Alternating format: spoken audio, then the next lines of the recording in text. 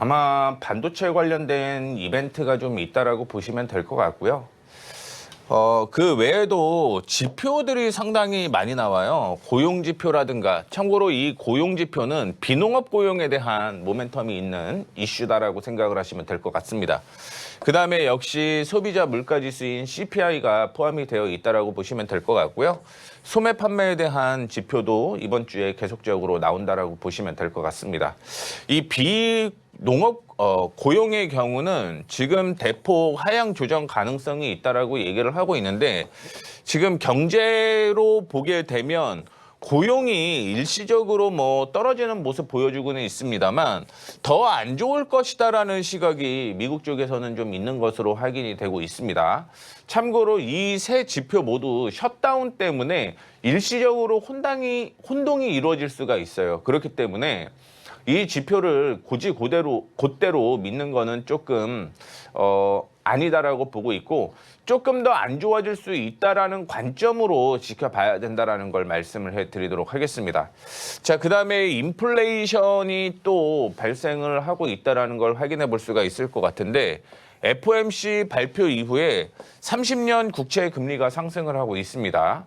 앞서 제가 국채 금리가 상승을 하면 주가가 떨어지는 이유는 향후에 주가가 어떻게 될지를 확인을 하는 거죠. 그런데 30년 후에 국채 가격의 금리가 인상이 된다라고 얘기를 하는 건 30년 후에 금리 인하가 아니라 오히려 상승 가능성이 있다라는 거죠. 인플레이션이 발생을 했기 때문에. 그렇기 때문에 이 부분 당연히 악재로 작용할 가능성이 있다라고 생각을 하시면 될 것 같고요. 자, 마지막으로 CPI가 전년 대비 3.1% 상승을 예상을 하고 있습니다. 물론 말씀을 해드렸던 대로 셧다운에 대한 문제 때문에 3.1% 상승이에요. 원래는 미국에서 2% 정도의 물가를 잡고 있는데 이 클리블랜드 연은 총재가 얘기한 게 바로 이 부분이었죠.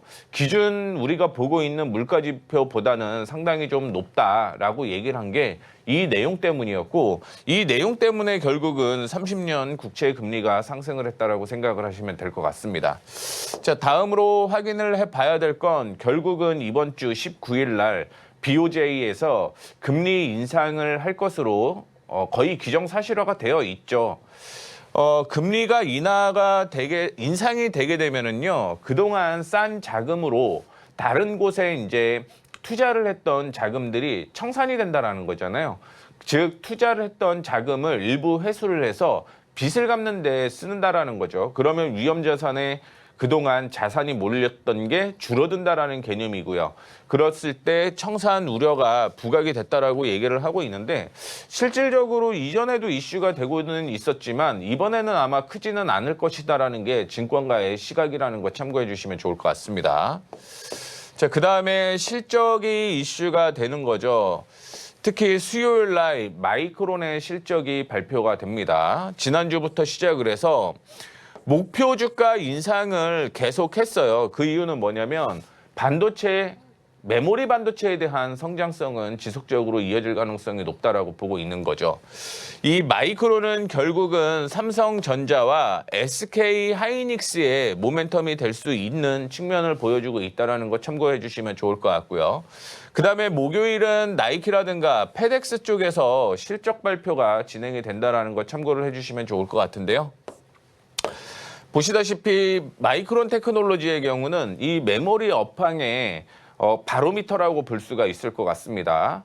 매출의 경우 전 분기 대비해서 13% 이상 상승한다라고 예상을 하고 있다는 건 SK 하이닉스와 삼성전자 역시 실적이 늘어날 가능성이 높은 거죠. 그래서 이 부분이 지금 우리나라 증권사에서 리포트로 계속 나오는 거예요. 이번 4분기에 삼성전자의 실적이 상당히 긍정적이다라고 얘기가 나오는 이유가 이 내용 중에 하나다라고 생각을 하시면 될 것 같고요. 그다음에 저의 경우는 삼성전자에 대한 모멘텀은 계속 있을 가능성이 있다라고 보고 있는데 내년 같은 경우는 HBM보다 이 범용 D램 반도체에 대한 가격이 더 올라갈 수도 있다라고 볼 수 있거든요. 그러면 HBM뿐만이 아니라 이 삼성전자를 보유해야지 범용 D램에 대한 가격 상승을 누릴 수 있다라고 생각을 하시면 될 것 같고요. 뭐 AMD에 대한 내용도 있는 게 삼성전자였다라고 생각을 하시면 될 것 같습니다. 이런 부분은 제가 공부방을 통해서 자세하게 한 번 더 언급을 해드리도록 하겠고요.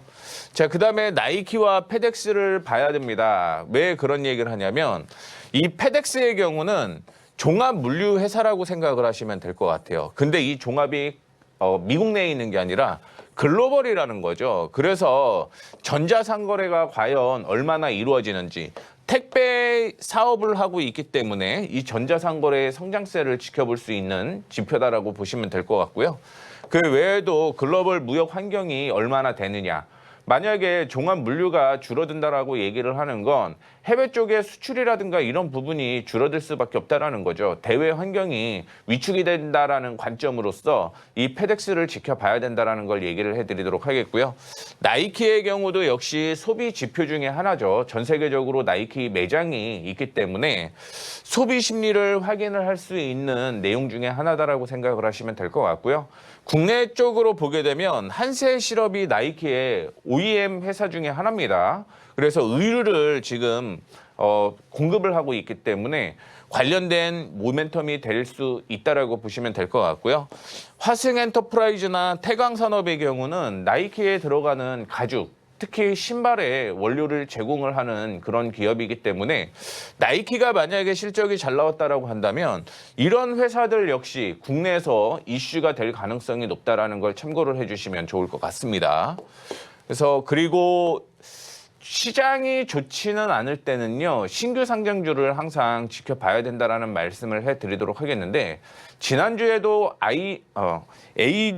에임드바이오가 급등이 나오는 모습을 보여주었죠. 오늘 같은 경우도 TMC가 지금 120% 정도 제가 보고 오기 전에 상승을 하는 모습이었는데, 뭐 선박 케이블이나 원자력에 들어가는 이런 특수 케이블을 만든다라고 보시면 될 것 같고요. 제 입장에서는 사실은 아크릴에 대한 관심이 상당히 높은 종목입니다. 왜 그러냐면 스펙트럼엑스라고 해서 이 엔비디아가 만들어 놓은 기술이 있어요. 이 기술이 우리나라에 적용을 해보게 되면 아크릴이라는 기업밖에 이거를 가지고 있지 못하기 때문에 저는 개인적으로는 아크릴, AI, 그다음에 통신 장비 모멘텀이 향후에 올라갈 것이다라고 생각하시는 분들은 관심을 좀 가져보셔도 괜찮다라는 말씀 드리도록 하겠고요. 우주항공에 대한 모멘텀이 있는 나라스페이스 테크놀로지도 역시 초소형 위성 토탈솔루션 기업으로서 뭐 초소형 위성에 대한 제작이라든가 이런 부분이 포함이 되어 있기 때문에 이번 주 지켜봐야 될 종목 중에 하나다라고 생각을 하시면 될 것 같고요. 마지막으로 알지노믹스 역시 유전자 치료제 개발하는 회사다라고 생각을 하시면 될 것 같습니다. 이 신규 상장에 대한 내용, 특히 아크릴에 대한 내용이 정말 궁금하신 분들은 제가 왜 향후에 긍정적으로 바라보고 있는지 궁금하신 분들은요. 공부방 들어오세요. 제가 아크릴 정말 많이 분석을 했거든요. 상장되기 전에 IPO 들어오기 전에부터 제가 분석을 해놓은 기업이기 때문에 들어오시게 되면 이런 부분에 대해서 하나하나 말씀을 해드리도록 하겠습니다. 그리고 역시 저평가 가치주가 이제부터 상승 추세로 전환되는 그런 종목들이 뭐가 있는지 궁금하신 분들은요. 제가 분석해 놓은 이 기법, 그다음에 그 안에서 종목들도 찾을 수 있게끔 분석을 다 해놨습니다. 이런 부분 참고해 주시면 좋을 것 같고요. 공부방에서 그 내용에 대해서 다시 한번 상세하게 설명을 해드리도록 하겠습니다.